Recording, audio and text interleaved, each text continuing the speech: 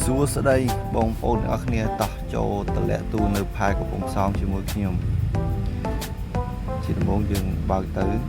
រែកតាមគេនឹងទៅដល់លើយើងបត់ស្ដាំដល់មុខទៀតយើងបត់ស្ដាំទៀតវីដេអូនេះខ្ញុំវាវែងពេកខ្ញុំកាត់ខ្លះឥឡូវយើងមកដល់កន្លែងគេកាត់សៀលរួចក៏យើងយកក្តាស់នេះមកលុយ 2000 មកឲ្យគេចាទូរួចយកក្តាស់ហ្នឹងមកវិញយើងយកមកធ្វើក្តាស់តម្លាក់ទូកន្លែងគេឈើនេះយើងធ្វើក្តាស់តម្លាក់ទូហើយរួចក៏យើងបើកយកទៅតម្លាក់ត្រុយទៅត្រង់រហូតដល់មុខបត់ឆ្វេងត្រុយទៀតដល់មុខយើងបត់ឆ្វេងទៀតបត់ឆ្វេងរួចហើយក៏យើងទៅត្រង់រហូតទៅដល់កន្លែងតម្លាក់ទូដល់កន្លែងហ្នឹងយើងចុះយកក្តាស់ឲ្យគេពីស្លឹក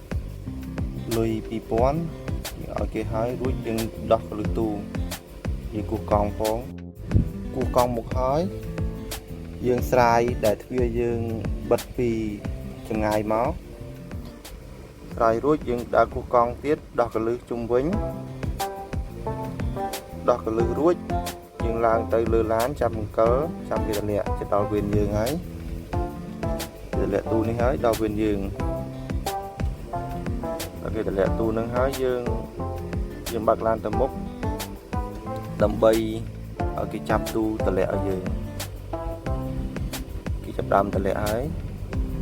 យើងតម្លាក់ទូ1ទូយើង2មួយទៀតយើងតម្លាក់នៅមុខហើយយើងនឹងចាំគេសិនលើគេមកដល់លើកហើយមួយទៀតហើយយើងចេញទៅវិញចេញទៅក្រៅគុំមិនមែនចេញតាមផ្លូវដដែលយើងចេញតាមផ្លូវផ្សេងហើយយើងបើកទៅត្រុយតាមផ្លូវដែលគេចេញយើងចេញរដងទៅត្រុយរហូតមកដល់កន្លែងពូ30នេះយើងលើកផ្លាកកាតឲ្យគេ scan